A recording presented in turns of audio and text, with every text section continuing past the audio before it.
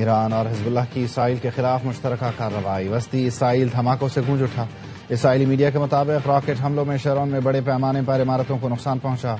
Report میں بتایا گیا ایران اور حزب اللہ کی جانب سے 150 راکٹ داغے گئے، لیکن حملوں میں کوئی جانی نقصان نہیں ہوا۔ پاسداران انقلاب کا آپریشن وعدہ صادق چہارم کے تحت حملے کی 40ویں لہر کا اعلان، یا امیر المومنین کے نام سے منسوب پاسداران انقلاب کے مطابق قدر، عماد، خیبر شکن اور فتح میزائل کے ذریعے حملے کیے گئے۔ ہدف تل ابیب، حیفا اور خطے میں امریکی اڈے ہیں۔ اسرائیلی فوج کا کہنا ہے ایران نے اسرائیلی علاقوں کی طرف میزائل داغے ہیں۔ دفاعی نظام خطرے کو روکنے کے لیے فعال ہے، تاہم ایرانی حملوں کے پیش نظر شہری پناہ گاہوں میں رہیں۔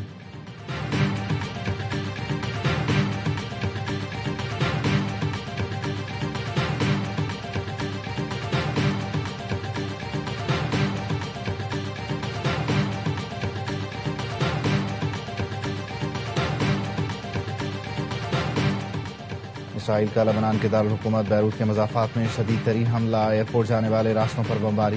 الجزیرہ کا کہنا ہے تازہ حملوں میں 6 لبنانی شہید ہو گئے۔ لبنانی وزارت صحت نے بتایا اسرائیل کی لبنان میں دہشت گردی میں اب تک 634 شہری شہید، 7,60,000 افراد بے گھر ہو چکے۔ اسرائیل کا دعویٰ ہے وہ حزب اللہ کے ٹھکانوں کو نشانہ بنا رہا ہے۔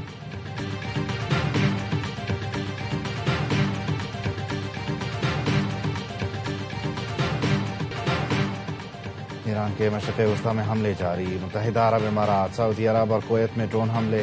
کویت میں رہائشی عمارت پر ڈرون حملے میں 2 افراد زخمی۔ سعودی عرب کی وزارت دفاع کے مطابق ریاض کے ڈپلومیٹک علاقے کی جانب داغے گئے ڈرونز مار گرائے۔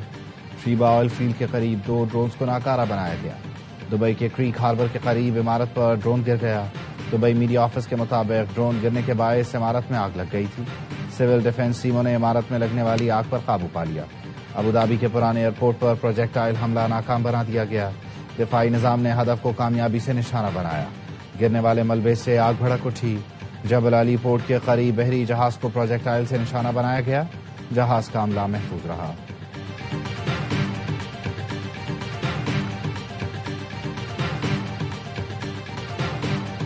بین الاقوامی آئل مارکیٹ میں خام تیل کی قیمتوں میں مزید اضافہ۔ لندن برینٹ کروڈ کی قیمت میں 9.11% اضافہ، $100.36 فی بیرل ہو گیا۔ امریکی WTI کروڈ کی قیمت 8.57% بڑھ کر $94.71 فی بیرل ہو گئی۔ عراقی ساحل پر ایک جنگی جہاز نے 2 آئل ٹینکرز کو نشانہ بنایا۔ عرب میڈیا کے مطابق حملے کے بعد آئل ٹینکرز میں آگ لگ گئی۔ دونوں آئل ٹینکروں سے عملے کے 25 ارکان کو نکال لیا گیا۔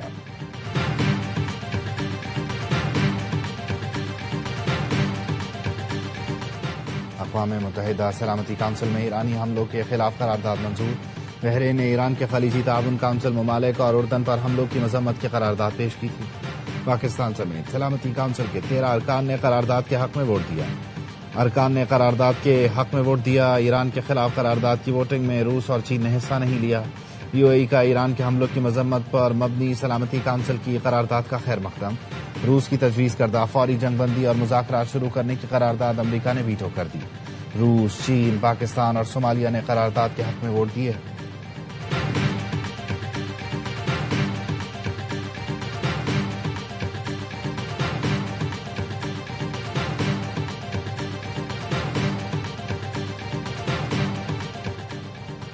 اقوام متحدہ میں روس اور امریکہ آمنے سامنے۔ ایران کے خلاف قرارداد روس نے جانبدارانہ اور یک طرفہ قرار دی۔ روسی مندوب نے کہا کوئی یہ قرارداد پڑھے گا تو ایسا لگے گا تہران بغیر کسی وجہ کے حملے کر رہا ہے۔ تہران پر حملے اور اس کے پیچھے وجوہات کو بیان کرنا ضروری ہے۔ قرارداد میں تہران پر حملوں کی مذمت نہیں کی گئی۔ ہم صرف خلیجی عرب ممالک ہی نہیں، تہران پر بھی حملوں کی مذمت کرتے ہیں۔ امریکی مندوب نے کہا ایران مسلسل شہری علاقوں پر بمباری کر رہا ہے۔ سلامتی کونسل ایرانی حملوں کے متاثرین کے ساتھ کھڑی ہے۔ دنیا کے 135 ممالک ایرانی حملوں کے خلاف ہیں۔ ایران کا مقصد ایٹم بم سے امریکہ اور دنیا میں موت بانٹنا ہے۔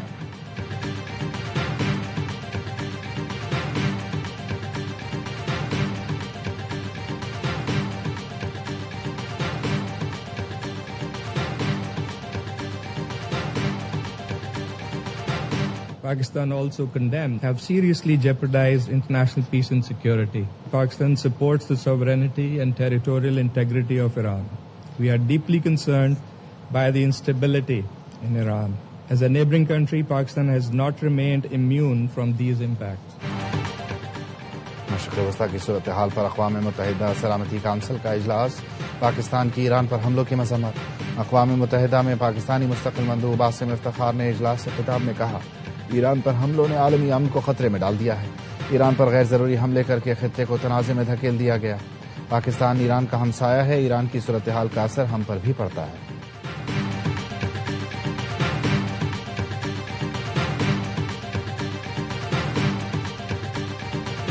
سلامتی کونسل کی قرارداد پر ایرانی مندوب کا اظہار افسوس، کہا سیکیورٹی کونسل مینڈیٹ کا غلط استعمال کرتے ہوئے سیاسی ایجنڈے کے لیے استعمال کیا گیا۔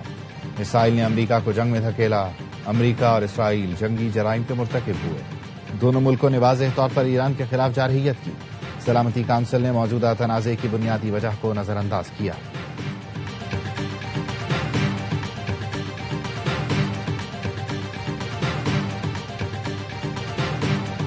Take decisive action to stop the threat posed by the terrorist regime in Iran with Operation. Is that a great name? Well, it's only good if you win. You know, you can only do. And we've won. We don't want to leave early, do we? We got to finish the job, right? Iran کے خلاف جنگ جیت چکے لیکن جلد نکلنا نہیں چاہتے۔ امریکی صدر ٹرمپ نے ریاست کینٹکی میں مڈ ٹرم الیکشن سے متعلق ریلی سے خطاب میں کہا، امریکہ ہر 2 سال بعد ایران پر حملے کے لیے نہیں جا سکتا۔ اب جب تک مقصد پورا نہیں ہوتا ایران سے واپس نہیں آئیں گے۔ امریکہ کو ایران میں اپنا کام لازمی مکمل کرنا ہوگا۔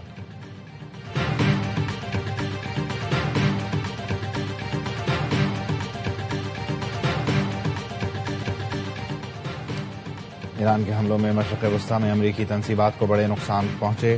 امریکی اخبار نیو یارک ٹائمز کی سیٹلائٹ تصاویر پر مشتمل رپورٹ کے مطابق ایران نے امریکی اہداف پر ڈرون اور میزائل حملے کیے۔ مشرق وسطی میں 17 امریکی مقامات کو نقصان پہنچا، جن میں 11 امریکی فوجی اڈے یا تنصیبات شامل ہیں۔ ایران کے جوابی حملوں کی شدت سے پتہ چلتا ہے ایران اس جنگ کے لیے ٹرمپ انتظامیہ کے اندازوں سے کہیں زیادہ تیار تھا۔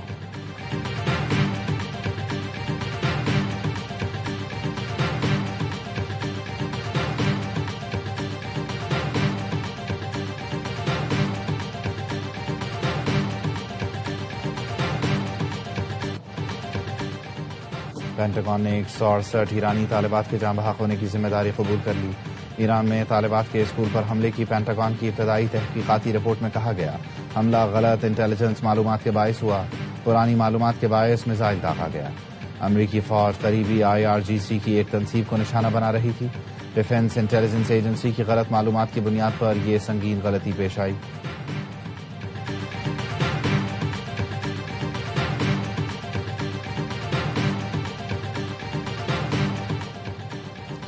روس اور پاکستان کے سربراہان سے رابطوں میں خطے میں امن کے لیے ایران کے عزم کا اعادہ کیا۔ ایرانی صدر مسعود پزشکیان کا ایکس پر پیغام لکھا، صہیونی حکومت اور امریکہ کی طرف سے بھڑکائی گئی جنگ کو ختم کرنے کا واحد راستہ ایران کے جائز حقوق کو تسلیم کرنا ہے۔ معاوضے کی ادائیگی اور مستقبل کی جارحیت کے خلاف مضبوط بین الاقوامی ضمانتیں درکار ہیں۔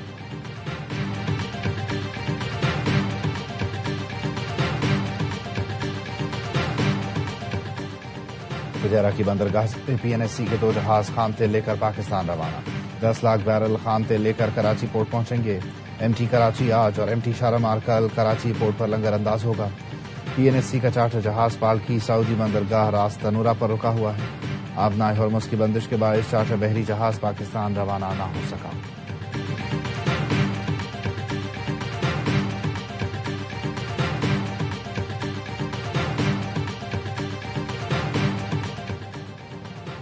لاہور سمیت پنجاب کے مختلف شہروں میں بادل برس پڑے۔ گلبرگ، جیل روڈ اور ماڈل ٹاؤن سمیت لاہور کے دیگر علاقوں میں بارش کے ساتھ ژالہ باری بھی ہوئی۔ فیصل آباد میں بارش کے ساتھ اولے بھی پڑے۔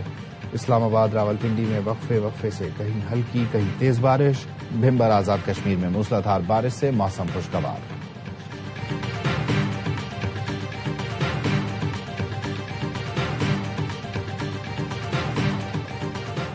پاکستان نے IMF کے ساتھ مذاکرات میں بہترین کارکردگی دکھائی۔ ایکسٹینڈڈ فنڈ فیسلٹی قرض پروگرام کے تحت اسٹاف لیول معاہدہ نہ ہو سکا۔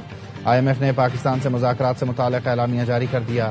اعلامیے میں کہا گیا، پاکستان اور IMF وفد کے 25 فروری سے 11 مارچ تک ورچوئل مذاکرات ہوئے۔ خطے میں کشیدگی کی وجہ سے مذاکرات کے مزید دور ہوں گے۔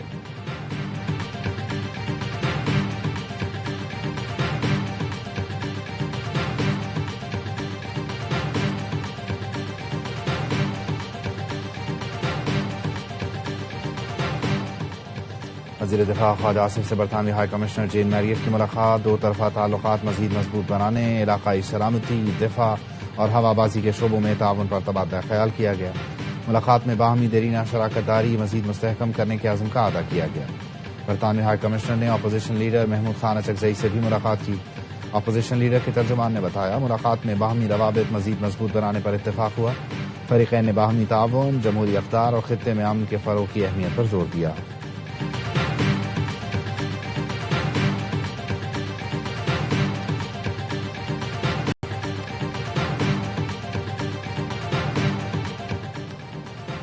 پنجاب پولیس کا رحیم یار خان میں مبینہ مقابلہ، بہنوئی کے قتل میں ملوث ملزم نعمان فائرنگ کے تبادلے میں مارا گیا۔ ملزم نعمان نے اجرتی قاتلوں کے ذریعے بہنوئی کو قتل کرایا تھا۔ اسپین میں ریڈ وارنٹ جاری ہونے پر ملزم نعمان پاکستان آیا تھا۔ ملزم نعمان قیصر کے خلاف لاہور میں 3 مقدمات درج تھے۔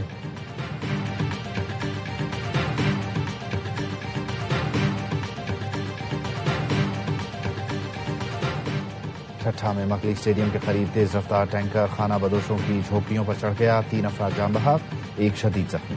ریسکیو حکام کے مطابق جاں بحق افراد کی لاشیں پوسٹ مارٹم کے لیے سول ہسپتال ٹھٹھا پہنچا دی گئیں۔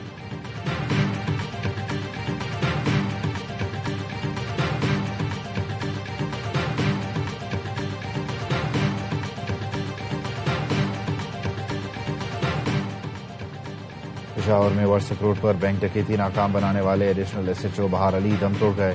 پولیس حکام کے مطابق ایڈیشنل ایس ایچ او بہار علی کو ڈاکوؤں سے مقابلے میں 5 گولیاں لگی تھیں۔ راولپنڈی میں ڈکیتی مزاحمت پر ڈاکو کا لڑکی پر تشدد اور فائرنگ، پولیس نے لڑکی پر تشدد کرنے والے ڈاکو کو گرفتار کر لیا گیا۔ ڈاکو کو سی سی ٹی وی کی مدد سے گرفتار کیا گیا۔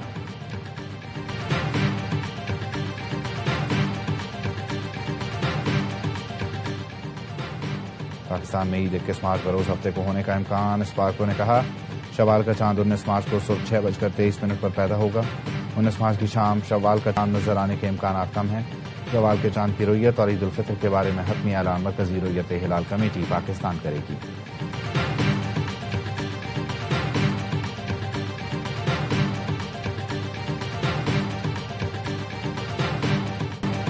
H B L P S L 11 کی چمچماتی ٹرافی سے پردہ اٹھ گیا۔ کراچی کے نیشنل اسٹیڈیم میں تقریب، اونر کراچی کنگ سلمان اقبال سمیت دیگر فرنچائز مالکان نے ٹرافی کی رونمائی کی۔ ٹرافی کا نام انفینٹی رکھا گیا ہے، جس میں تمام 8 ٹیموں کے رنگ نمایاں ہیں۔ پی ایس ایل نے خزانے کی کھوج کا ٹیزر بھی جاری کر دیا۔ پاکستان سپر لیگ کا 11واں سیزن 26 مارچ سے شروع ہوگا۔ اور شاعر عوام اور شاعر انقلاب حبیب جالب کو دنیا سے گزرے 33 برس بیت گئے۔ حبیب جالب نے زندگی بھر عوام کے حقوق کے لیے آواز بلند کی۔ انہیں وفات کے 16 برس بعد نشان امتیاز سے نوازا گیا تھا۔